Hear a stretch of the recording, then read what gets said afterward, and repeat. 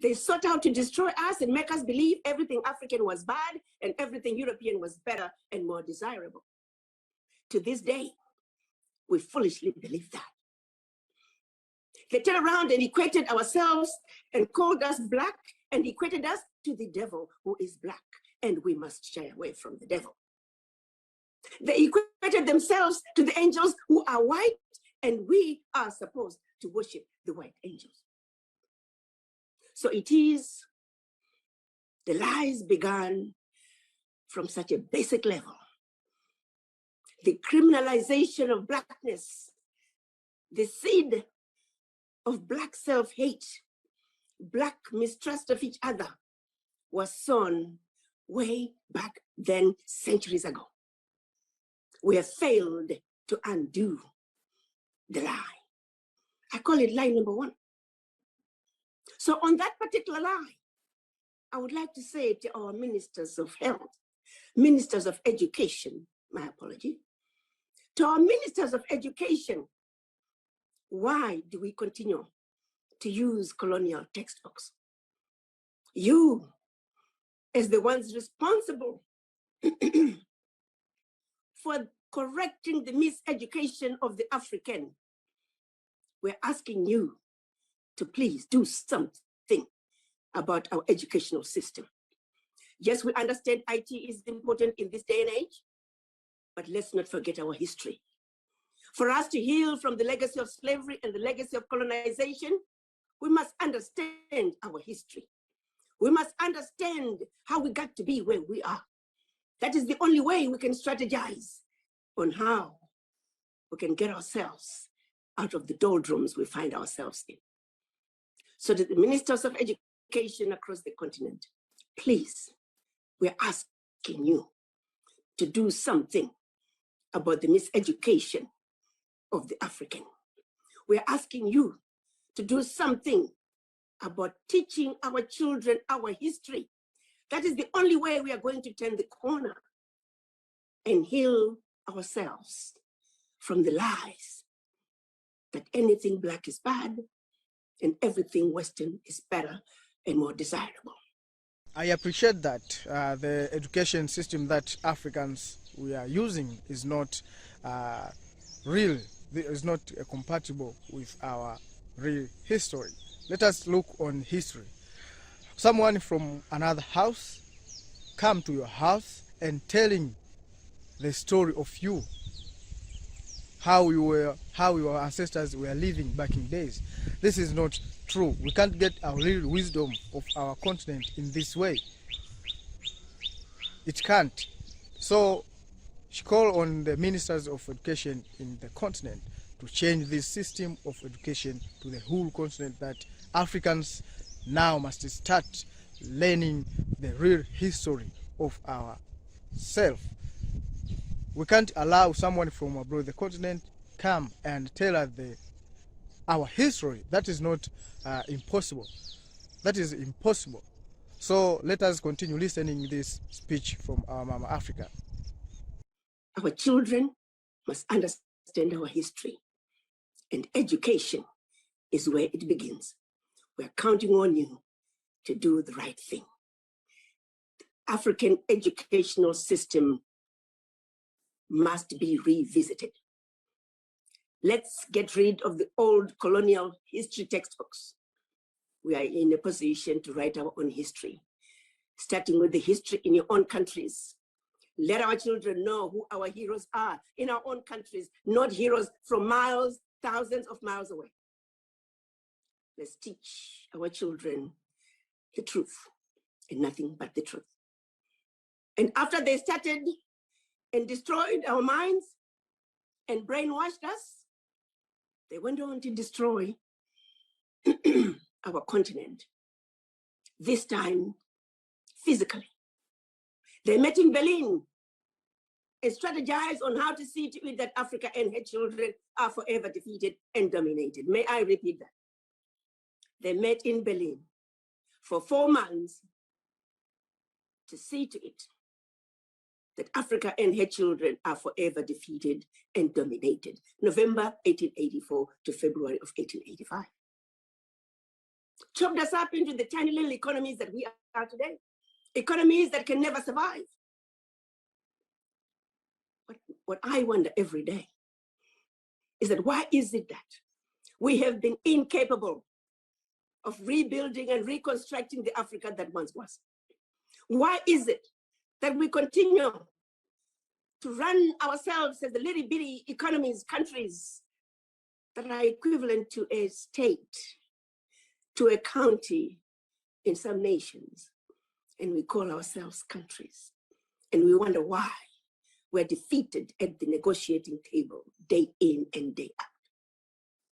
The building of an Africa that speaks with one voice is a must. The building of an Africa that speaks with one voice is something that we all must aspire to, and is something that is way past due. The boundaries that were imposed upon us by the colonizers, we must destroy them. Berlin Conference must die. And along with it, the rule of divide and conquer, they all must die. It is our responsibility to destroy the Berlin Conference. And for us to be well equipped and be prepared to do so, we must understand our history and how we got to be where we are, and how Berlin Conference continues to be alive and well to this day. And then we got to where they started talking about giving us our independence. Independence that they intentionally decided that they will give us this limited political liberation, when really they're still in control. They get to decide who gets to be the next president through their financial support. What they never gave us was economic liberation. The colonizers, the multinational companies that were in the various African countries during colonization, guess what, my brothers and sisters? They have never left. In actuality, we're still under colonization. They just lay low. They continue to siphon billions, trillions of dollars out of Africa every year. The French, of course, you all know the story. They put the icing on the cake through the Pact for the Continuation of Colonization. Africa remains under siege, my brothers and sisters, until we can take charge of our own manufacturing, until we can be in control and own our pillars of development. Nothing we do is going to help us in building the Africa that we want. Let's make no mistake about it. Africa remains under siege. And then it gets even better. They came up with the global financial policies, the World Bank, the IMF, the Paris clubs, and now the Chinese. Africa is drowning in debt. Debts that have been paid a gazillion times over. When you look at what they're getting out of Africa every year compared to the peanuts that are coming to Africa, it's a joke. Why have we not been able to stop and push back and look at these financial institutions and tell them to stop abusing Africa, to stop this insanity, to stop this criminal behavior? To the ministers of finance across the continent, I'm asking you, what have you done to defend our Africa from this carnage? What is keeping you from coming together as all the ministers of finance across the continent and speak truth to power? Look at these institutions in the face. Come to the World Bank meetings and speak truth and nothing but the truth. They know what they're doing is wrong. Ours is a position of strength and truth. All we got to do is stand up and speak the truth. We are counting on you to do the right thing.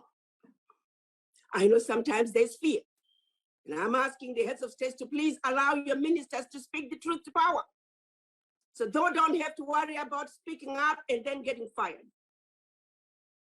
Let's do it for our children. Let's do it for our grandchildren and generations to come. Let's do it for our children who are dying, starving to death,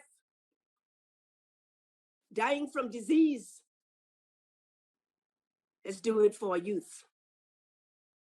Millions of them unemployed, hopeless, and feeling desperate. The world financial structures must be destroyed.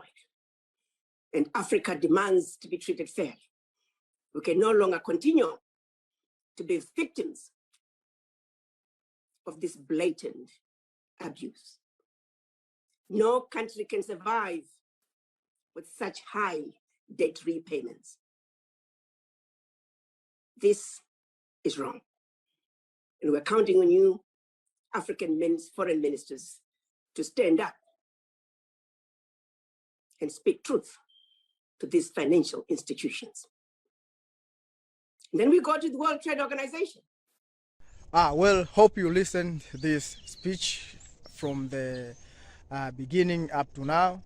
You have got something new. I think you have got something new. Let us share this thought together in our this platform of African channel, on this African channel, so that we can have this strong and same vision together. Brothers and sisters, this is Facts About Africa, the African channel. We share thoughts and changing the narrative of Mama Africa. Thanks for watching.